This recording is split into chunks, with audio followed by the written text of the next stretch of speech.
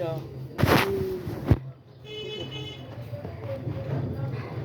Il dit, voici, je me tiens à la porte et je frappe.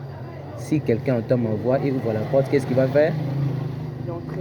J'entrerai chez lui. Vous voyez? Donc, la porte là qu'on est en train de parler, c'est comme tu as dit là, c'est le cœur. Maintenant, quand on ouvre le cœur, qu'est-ce que lui il fait? Il entre. Vous voyez un peu? Donc, c'est une promesse qu'il a fait. Il dit, s'il y a quelqu'un qui attend ma voix et ouvre la porte, et je vais entrer. Donc, comme toi, tu avais ouvert la porte la fois passée, tu avais ouvert la porte de ton cœur, tu vois maintenant qu'est-ce qui était arrivé? Ce qui était arrivé. Donc, ce qui était arrivé, c'est que Jésus-Christ était entré. Donc, il dit, oui, s'il y a quelqu'un qui ouvre la porte, bon, d'abord quelqu'un qui attend ma voix. Je vais te dire que c'est des fois, en fait, Jésus passe toujours par les hommes. Voilà.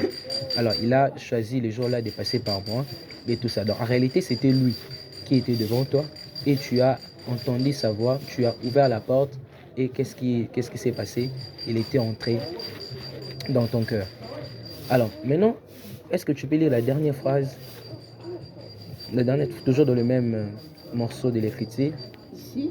Oui. Avant même, tu vois les deux dernières phrases. Ici, hein. Vas-y. Et ouvre la porte, j'entrerai chez lui, et je souperai avec lui, et lui avec moi. Il a dit quoi? J'ai soupéré avec lui, et lui.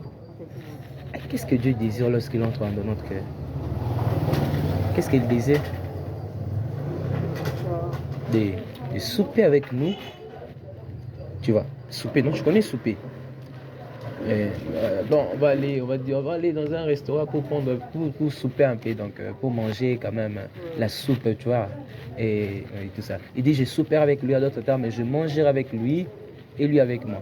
Donc, qu'est-ce que Dieu désire? Est-ce que les ennemis peuvent manger ensemble? Non. Si je suis ton ennemi, est-ce que je vais manger avec toi? Alors, ce que Dieu désire, c'est que c'est cette communion. Ouais, un peu. Donc, lorsqu'il a aussi décidé, il a pris soin d'entrer dans ton cœur. Ce qu'il veut avec toi, Alicia, est-ce que tu puisses passer du temps avec lui. Comme tu avais dit, tu as eu envie de prier. Le Seigneur ne veut pas. C'est pourquoi je vous ai posé la question. Comment ça s'est passé? Imaginez que moi je suis en relation avec toi et je passe toute une semaine sans parler avec toi.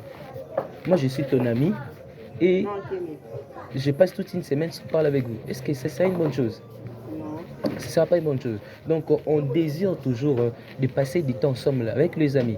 Alors, ce que Jésus-Christ désire aussi, c'est de passer du temps avec lui. Il dit, je mangerai avec lui. Le fait de dire que je mangerai avec lui, ça signifie qu'il a toujours la volonté de passer du temps avec toi. À tout moment où toi, tu vas l'appeler, à tout moment où tu vas s'approcher de lui, sache-le que lui, là, il sera toujours disponible de passer du temps avec toi.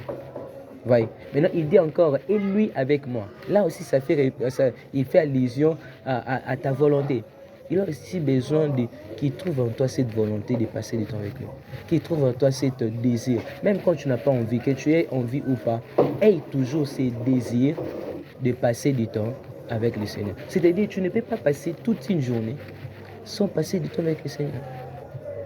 Vous voyez? Et c'est un peu de développer. On a souvent l'habitude de prier seulement le matin, de prier le soir. Mais essaie un peu de développer maintenant ta relation avec le Seigneur où tu vois, il n'y a pas de barrières, il n'y a pas de limites. De la même manière que tu peux passer du temps avec Priscilla, tu vois, il n'y a pas de barrières, il n'y a pas de limites. Et tu peux passer du temps aussi avec lui. C'est dit, bon Seigneur, il est 12h, bon, je prends quand même, moi comme moi, et j'ai pris, peu importe le temps, mais des fois, j'ai pris le matin, bon, la nuit, et j'ai pris encore à 12h, et j'ai pris les soirs. Là, ce sont mes temps, vraiment rendez-vous précis. Mais je peux aussi prier n'importe où, quand je marche, je lui parle parce que c'est mon ami. Ce que Dieu désire de toi, Alicia, c'est que tu passes du temps avec lui. Tu as compris? Donc, pendant la semaine, parle-lui. Le désir. Maintenant, qu'est-ce que tu peux peut-être demander à Dieu? Je vais lire Philippiens 4, 6. Ok, je vais encore colorer ça. Tu peux lire avec moi. Vas-y. Ne vous inquiétez de rien. Ne vous inquiétez de rien. Mais en toute chose, faites connaître vos besoins en Dieu, par la prière et les supplications avec les actions de grâce. Ok. On dit quoi? Est-ce que tu peux analyser? Je sais que tu es très intelligente. Est-ce que tu peux le faire? Genre, si Dieu nous parle de quoi? De quoi, genre Vas-y. Vas-y, tu peux encore lire. Ne vous inquiétez de rien. Ok. Mais en toute chose, faites connaître vos besoins en Dieu, Ok. par des prières et des supplications avec les actions de grâce. Ok. Donc, qu'est-ce que Dieu dit ici? On dit de ne pas s'inquiéter. Ça t'arrive de s'inquiéter pour quelque chose? Ça t'arrive, non? Tu as peut-être besoin ou il n'y a personne qui répond à ces besoins-là. Et tu commences à faire des inquiétudes. Mais qu'est-ce qu'on dit ici? De ne pas s'inquiéter. Mais quand il y a besoin, qu'est-ce qu'il faut faire? Il faut le faire connaître à qui? À Dieu. Oui. Donc il ne faut pas s'inquiéter. Quand il y a besoin, comme je vous ai dit, la fois que je vous avais dit, moi j'ai demandé à Dieu, même le téléphone. Mais Seigneur, j'ai besoin de téléphone. Et il achète pour moi. Voyez. Donc ne t'inquiète de rien. Quand tu as besoin de quelque chose,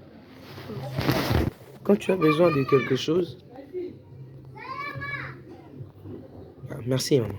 Quand tu as besoin de quelque chose, il faut toujours le demander à Dieu. Voyez un peu. Donc, ne t'inquiète de rien. Il dit en toute chose, fais connaître vos besoins à Dieu. Moi, je vous avais dit la fois passée, avant que je demande quelque chose à maman, je passe par Dieu. Ouais. Seigneur, je vais lui demander là-bas, est-ce que tu peux toucher leur cœur? Parce que des fois, ils ont les cœurs là compliqués. Il peut dire, peut-être qu'elle a ça, elle peut dire non. Elle refuse elle. Mais quand tu passes par le Seigneur, Dieu touche son cœur. Mais au-delà même de demandes que tu peux demander à Dieu, Dieu a toujours besoin de toi dans sa présence. Tu peux même s'approcher de Dieu pour le louer, pour l'adorer, pour le glorifier. Et c'est ce que Dieu veut pour toi. C'est bon? Alors, on a vu la première chose qui était arrivée dans notre cœur. C'est quoi? La présence de Jésus-Christ. La présence de Jésus-Christ en nous.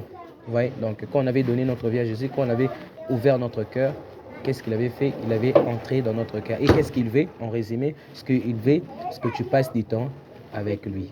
Et il ne veut pas que tu puisses s'inquiéter. Quand il y a un besoin, il faut lui demander. Même pas quand il y a un besoin, mais tu peux t'approcher de lui même pour le louer, pour l'adorer et juste être avec lui. Et c'est ça. Alors, la deuxième chose qui est arrivée dans notre vie, on va aller petit à petit, peut-être on va s'arrêter à 3. La deuxième chose, que tes péchés étaient pardonnés. Tous tes péchés. On va lire Colossiens 1, 18, Colossiens 1, pas 18. Commençons par verset 12, je crois. Ok. Comment tu es enrhumé? Ça te dérange?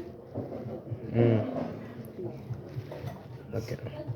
Tu as pris les médicaments pour ça? Non. Pourquoi? Tu ne veux pas prendre? Tu dis? Sinusite. On va prier pour ça et ça va prendre fin. Ça te dérange, non? Tout le monde. On va prier pour ça et ça va prendre fin. C'est bon? Colossiens. Oui, les 3 versets que je crois. Rendez grâce au Père qui vous a rendu capable d'avoir part à l'héritage du Saint de la lumière, qui nous a délivrés à la puissance des ténèbres et nous a transportés dans le royaume du Fils de son amour, en qui nous avons la rédemption, la rémission des péchés. Et la rémission des péchés. Déjà, les mots rédemption et rémission, tu as compris ça? Non. Donc, on va trouver le français facile. On va lire d'autres versions. Comme ça, tu vas comprendre. Français, la Bible est de français facile. Colossiens 1, 12.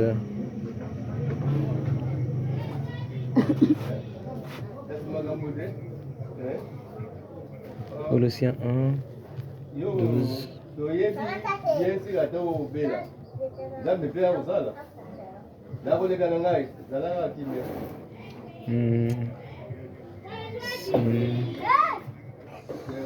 D'accord, merci. Vous exprimerez votre reconnaissance au Père qui vous a rendu capable d'avoir l'héritage qui est réservé dans son royaume de lumière à ce qui lui appartient. Car il nous a rachetés au pouvoir des ténèbres et nous a fait passer dans le royaume de son Fils bien-aimé. Étant unis à lui, nous sommes délivrés, car nous avons reçu le pardon du péché. Tu vois maintenant l'explication des mots rémission et rédemption. Voyez. Donc, on dit de exprimer notre reconnaissance à Dieu, à notre Père, qui a fait quoi? Qui nous a rendus capables, qui nous a délivrés de la puissance des ténèbres, ou bien du pouvoir des ténèbres. Et il a fait quoi? Il nous a menés dans le royaume du Fils de son amour. Il nous a menés dans le royaume de Dieu. Et la Bible dit, étant unis à lui, c'est-à-dire quand tu as reçu Jésus-Christ, qu'est-ce qu'il a fait? Dieu t'a délivré. Et qu'est-ce qu'il a fait? Il a pardonné tes péchés. C'est ce qui était arrivé. Parce que la personne qui n'a pas donné sa vie à Jésus-Christ, c'est un esclave du péché. Les gens ne pêchent pas parce qu'ils sont des pécheurs. Les gens ne trichent pas parce qu'ils sont des tricheurs. Les gens ne mentent pas parce qu'ils sont des menteurs. Mais si les gens vivent dans le péché, c'est parce qu'ils sont esclaves du péché. Je ne sais pas si tu connais l'histoire de Marie, où l'ange est venu voir Marie pour l'annoncer qu'elle sera enceinte et elle va donner naissance à un fils. Tu connais? Oui, d'accord. Donc, maintenant, l'ange va lui dire quelque chose. Il dit, tu vas donner naissance à un fils et c'est lui qui va sauver son peuple du péché. Donc, l'idée là, c'était que quand Jésus va venir, qu'est-ce qu'il va faire? Il va délivrer les gens du péché. Le Seigneur a besoin qu'on soit libre. Libre dans nos pensées. Quand tu dors, tu dors dans la liberté. Quand tu marches, c'est dans la liberté. Quand tu vives, que tout soit dans la liberté. Le Seigneur ne veut pas que tu sois esclave des péchés. On est esclave pour une chose qui nous triomphe à tout moment. Tu n'as pas envie de le faire, mais tu le fais. Tu le fais indépendamment de ta volonté. Tu n'as pas toujours envie de le faire. Tu n'as pas toujours envie de tricher. Tu n'as pas toujours envie de corrompre. Tu n'as pas toujours envie de mentir. Bon, je n'ai pas envie de mentir, mais bon, je le fais quand même. Voyez, là, on est esclave. Alors, quand on donne notre vie à Jésus, qu'est-ce qu'il fait? Il nous délivre. Mais non seulement il nous délivre, mais aussi il nous a pardonné. Donc, peu importe le péché que tu avais commis, j'aimerais te dire, sois rassuré que tes péchés ont été pardonnés. Quand tu avais accepté Jésus-Christ dans ton cœur, l'acte que tu avais posé, donc de s'unir avec lui, cet acte-là avait apporté dans ta vie le pardon de tous tes péchés. Il n'y a aucun péché que tu avais commis que Dieu n'a pas pardonné. Que le diable ne te ment pas. Que le diable ne te dise pas que tu es une femme péchère et que tu ne vais pas être accepté par Dieu. Le fait seulement d'accepter d'être uni avec lui, qu'est-ce que Dieu avait fait? Dieu t'avait pardonné. Mais Dieu va nous donner une recommandation que j'aimerais que nous puissions lire. Je vais te donner cet enseignement-là en papier, comme ça tu vas commencer à lire même à la maison. D'ailleurs, j'avais déjà demandé à ta Bible à une sœur qui devait m'apporter ça parce que c'est elle qui gère ça, mais elle n'est pas venue aujourd'hui. Donc, je crois peut-être demain dimanche, je vais t'apporter quand tu seras là à la prière. C'est bon?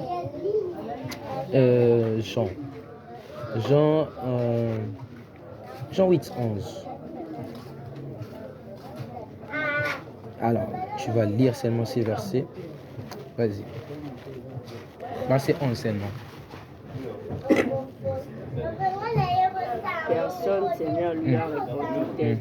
Alors Jésus reprit, je ne te condamne. Je te condamne pas.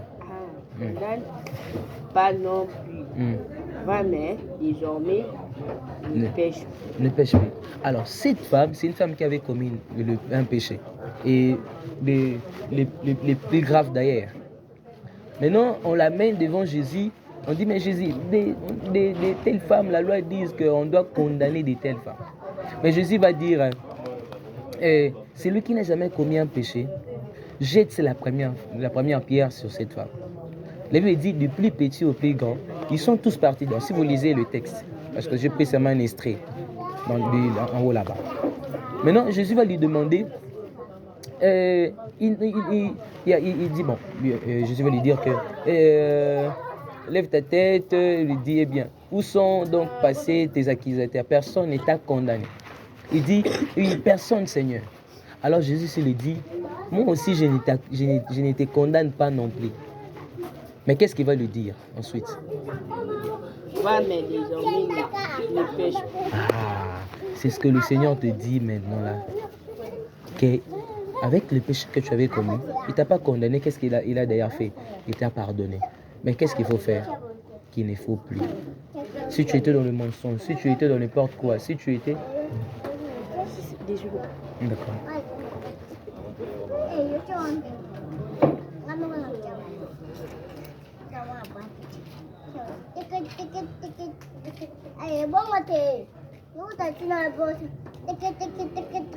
Non.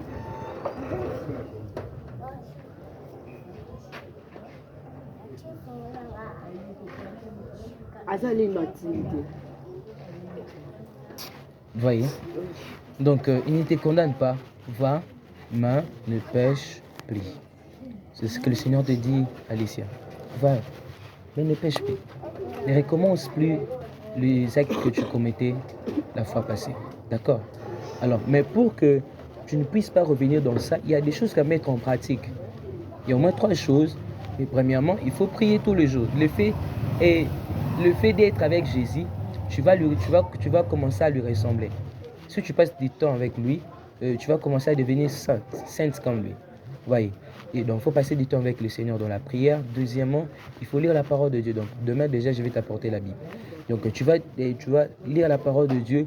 Mais troisièmement, il faut aussi fréquenter des personnes qui ont donné leur vie aussi à Jésus-Christ. Donc, les personnes qui doivent être tes amis, ce sont... Maman, 14h bientôt. Je suis mouillée. Donc, des personnes qui doivent donner... tes amis doivent être des personnes qui ont donné leur vie à Jésus-Christ. Vous voyez? Donc, il ne faut pas fréquenter n'importe qui. Tout ça. Alors, on va finir par ça. Jean chapitre 1, verset 12. Vas-y maintenant dans 1. Tu sais comment chercher.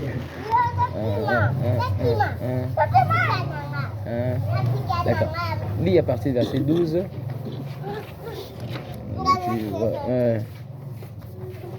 Vas-y.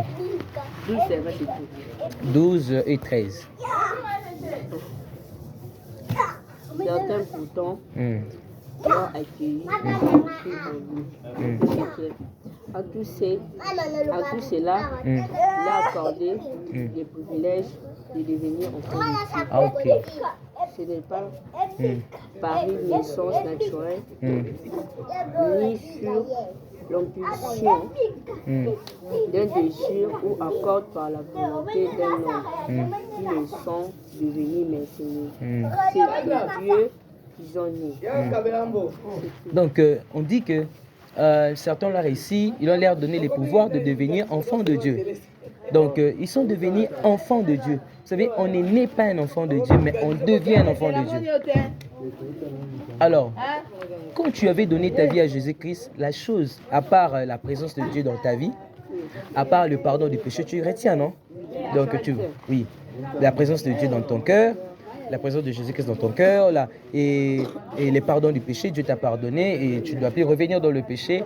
Mais troisième chose maintenant qui t'est arrivée, est-ce que tu es devenu un enfant de Dieu. Tout le monde est créature de Dieu, mais pas tout le monde est un enfant de Dieu. Un enfant de Dieu, c'est celui qui a fait quoi? C'est lui qui a reçu Jésus-Christ comme sauveur et Seigneur. Et parce que toi, tu as reçu Jésus-Christ dans ton cœur, tu es maintenant un enfant de Dieu. C'est votre maison, non? Ici. Est-ce que si je dis, bon, je vais entrer dans la maison, on va me permettre? Non, bon, on imagine. Si je me dis que je vais entrer, est-ce qu'on va me permettre? C'est impossible, non? Mais la maison là, oui. ma mère va accepter. Non, dans le sens que je n'habite pas ici, vous voyez? Donc, n'importe qui... Oui, je viens seulement... Bon, prenons un inconnu, il vient seulement, il cherche à entrer. Est-ce qu'il va entrer? Il ne va pas entrer, parce que ce n'est pas chez lui. Alors, mais si toi tu entres, on va te permettre d'entrer. Pourquoi? chez nous. Chez vous? Est-ce que tu peux encore donner, tu peux dire mieux? Parce que chez vous, c'est déjà une très bonne réponse, mais est-ce que tu peux encore dire mieux?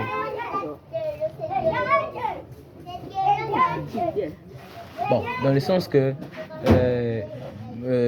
c'est peut-être la maison de votre papa ou peut-être la maison de votre qui, soit parce que tu es de la famille et tu es de la même famille que eux, vous voyez.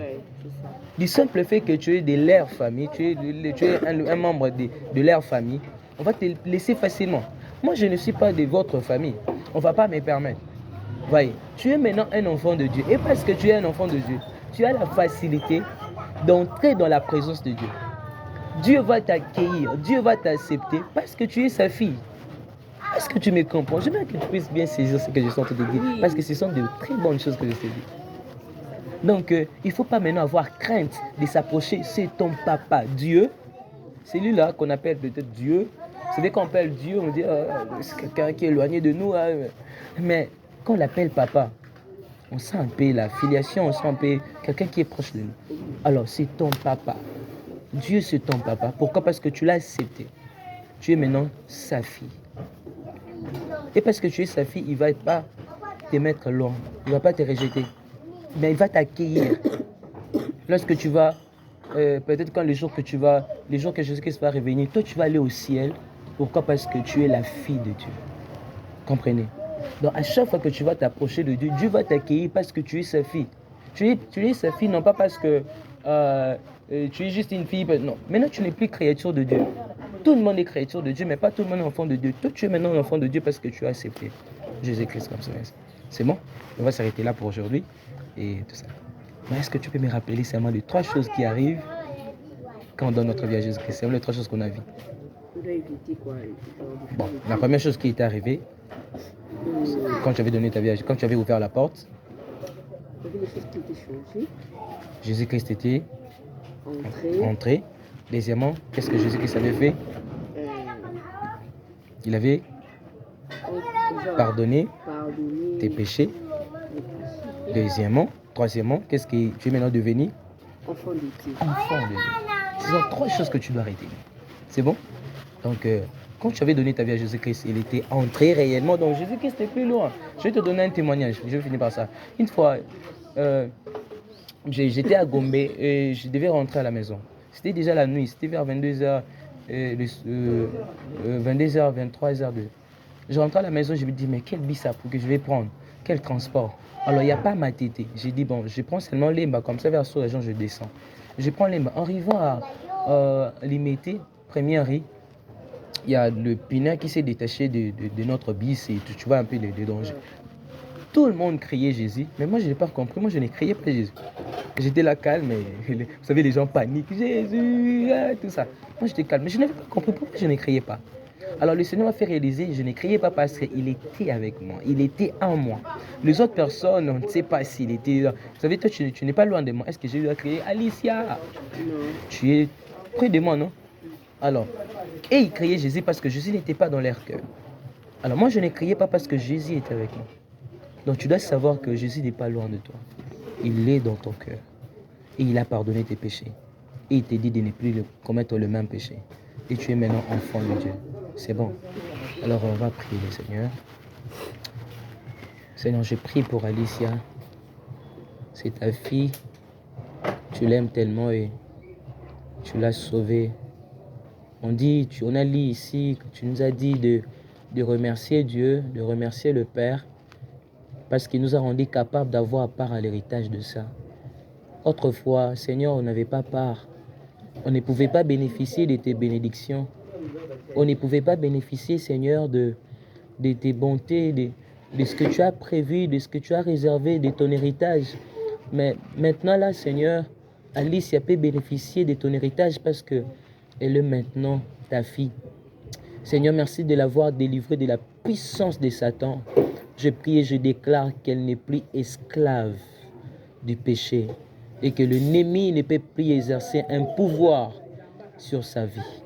Et Père, nous te rendons grâce pour le pardon du péché. Merci parce qu'elle est maintenant ta fille. Seigneur, je suis en train de prier pour cette sinésite. Tu lâches, tu libères. Sinésite, tu m'écoutes, tu as des oreilles. Et le Seigneur m'a donné le pouvoir de guérir le malade. Maintenant, tu lâches ce corps. Tu le libères. Tu ne vas plus déranger sa vie maintenant. Dans le nom puissant de Jésus-Christ, maintenant, tu ne vas plus déranger ce corps. Sinésite, tu lâches. Non pas à mon nom, mais au nom de Jésus-Christ. Au nom de celui qui est mort à la croix pour nous. Seigneur, je prie et je déclare la bonne santé, Seigneur. Elle va plus souffrir de la sinésite dans le nom puissant de Jésus. Sinésite, tu libères ce corps. Seigneur, quand je vais revenir, elle va rendre gloire à toi. Elle va donner témoignage que pendant toute une semaine et pendant toute sa vie, qu'elle va plus expérimenter. Elle va plus, Seigneur, souffrir de la sinésite. Père, merci parce que tu le fais pour la gloire de ton nom. Dans le nom de Jésus. Amen. Alors, je suis très content, merci, de passer ce temps avec vous. Et la fois passée, je vous avais promis les biscuits. Tu sais, j'ai pas eu le temps de passer, mais quand même, je laisse quand même l'argent que tu vas acheter. Hein? Quand même, tu vas aller acheter les biscuits. Et ça va. C'est combien? 2000, ça va aller? D'accord, vas-y, tu vas acheter les biscuits toi-même. D'accord. Alors, on se voit demain. Et ce ne sera pas intéressant que je vienne te prendre. C'est déjà une grande fille, non? Ouais. Alors, ne laisse pas aussi penser à t'influencer. Donc, toi-même, prends une très bonne résolution à partir de 17h30 d'être là pour passer du temps ensemble. C'est bon? Ok, parce que demain, je vais apporter ta Bible. Ça ne sera pas intéressant, j'apporte et tu n'es pas là. Non, je suis pas. D'accord, merci et bonne journée à toi. Merci. Ok. Merci, au revoir, maman.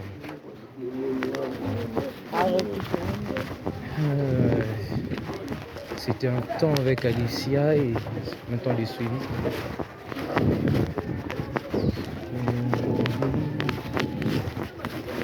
Oh là là, j'ai raté.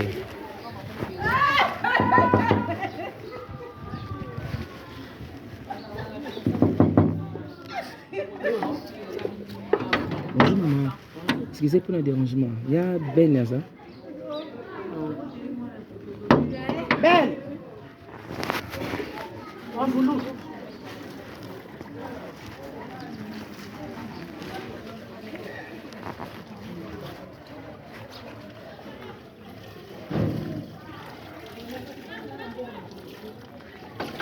Yeah, Ben. Wow. Bonjour, tu vas bien? Maman, tu dormais ou comment? Non, je viens de marcher. Tu viens de marcher. Ok, fatigué. Sinon, comment était la semaine? Très bien. Très très bien.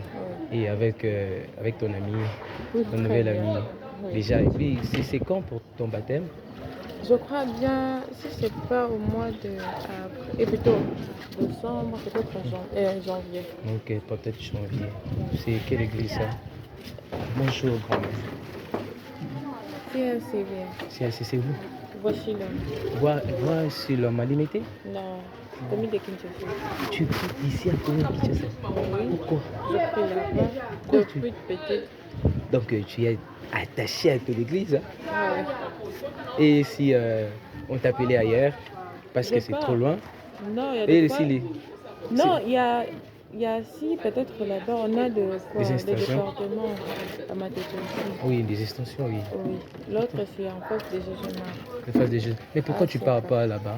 Je pars aussi. Oui, c'est partout aussi. Parce que moi, je m'inquiète pour toi. Et d'ici, Non, je s'il y a pars la- aussi. s'il y a l'embouteillage, si vous Non, manquez comme l'argent de aujourd'hui. transport, oui. Aujourd'hui vers 16h, je dois aller à la de Kinshasa. Oh là là, Seigneur. Donc maintenant, s'il y a l'embouteillage, qu'est-ce que tu vas faire? Non, Ok. on part toujours. Bon, bon. Et vous avez à lire la Bible pendant la semaine. Ok. Donc c'était juste pour vous encourager à l'aimer encore davantage. Merci. Je sais qu'on aura le temps de parler. Et vous avez arrangé votre téléphone? Oui, genre. J'ai pu avoir le numéro. Ok. Comme ça, on va discuter encore en profondeur de la question. Oui, vous pouvez passer le numéro. 85, 85 87, 87 92, 92 494. 494. 94. D'accord. Alors, vraiment, ne lâche pas. Il faut toujours l'aimer. Il faut toujours vivre pour lui. Et la chose que tu dois éviter, c'est le péché. D'accord, merci. D'accord, on reste en contact. Merci.